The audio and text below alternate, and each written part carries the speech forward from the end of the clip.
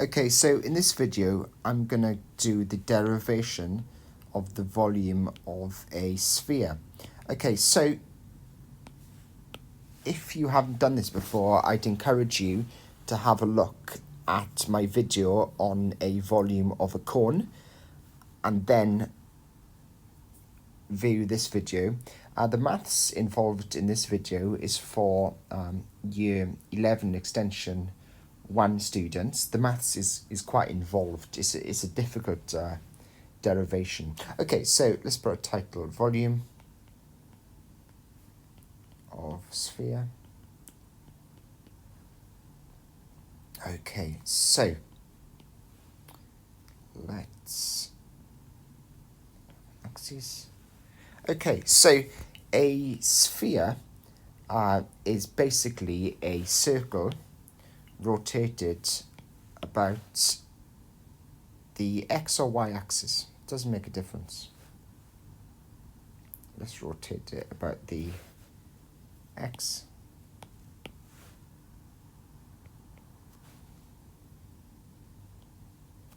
Okay, so if we rotate in something around the x-axis, we're going to multiply by pi.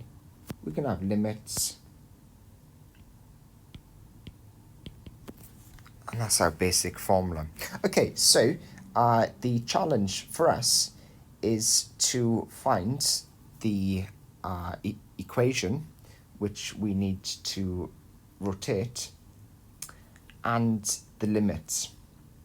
So let's just look at our circle again.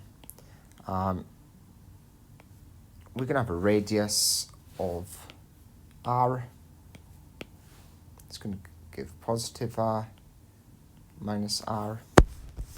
And we should know that the equation of a circle is x squared plus y squared is equal to r squared.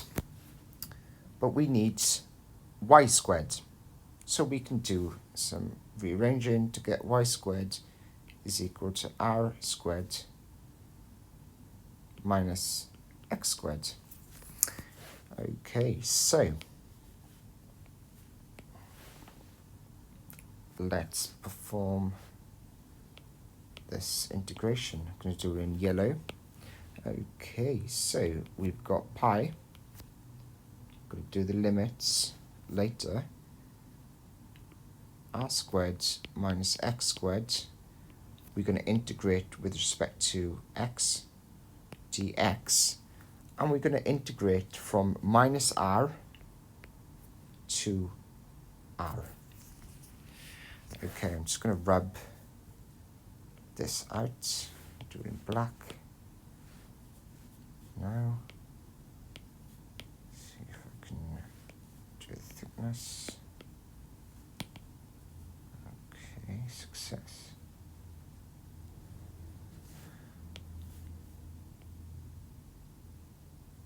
Right. So, let's do this then. So the volume is equal to pi. Let's integrate straight away. We're going to treat the r squared as a constant. So we're going to have r squared x minus x cubed. We add 1 to the power, divide by the new power. And then we've still got the limits of r and minus r. Okay, so let's substitute in. We're going to get r squared multiplied by r minus r cubed over 3. And we still have the pi. Minus, we've got r squared minus r this time, minus r cubed over 3. Okay, so you should be able to do the algebra there, and once you've done the algebra, you're going to get 2/3 r cubed pi plus 2/3 r cubed pi. If we add those together, we get r cubed over pi all over 3, which is the volume of a sphere. Okay, this is really fiddly because we need to substitute a negative limit minus r. Mathematicians always should do the easiest way possible to solve a problem. If you do a convoluted way, it's very easy to make mistakes. Now, let's look at some maths to make this problem easier. Let's look at some maths to make this problem easier. Okay, so I'm going to keep the same drawing, but I'm going to use some maths and some knowledge of even functions to make the maths a little bit easier and show that you can get exactly the same results in a much easier way, I think.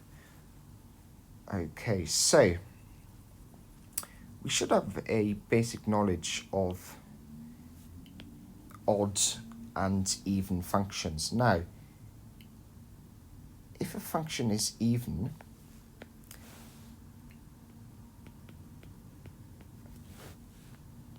it should obey this condition. Substitute an x value, it shouldn't change the function. That is to say that there exists symmetry in quadrant 1, 2, 3, and 4. So if we choose a particular x value, it's going to have exactly the same value if we substitute in a negative number. So let's have a look at these values. So if we rearrange, let's remind ourselves that equation of a circle is x squared plus, it's not plus,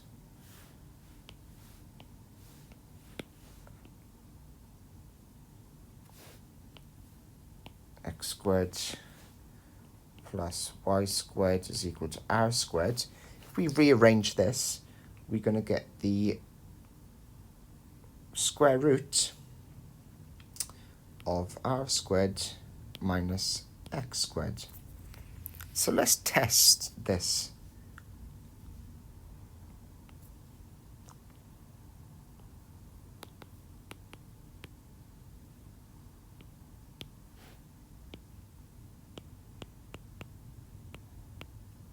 So if we square this value, we're still going to get r squared minus x squared. So they are the same. So now we can integrate from 0 to r and just multiply by 2. So we can find this volume and then multiply it by 2 and it will give the full volume.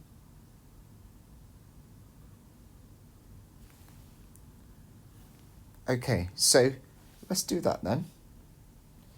So we're going to get r squared minus x squared dx, and we've got a constant of 2 pi. So let's integrate then r squared x minus x, we add 1 to the power, divide by the new power, and this time we have the limits of r and 0. Okay, so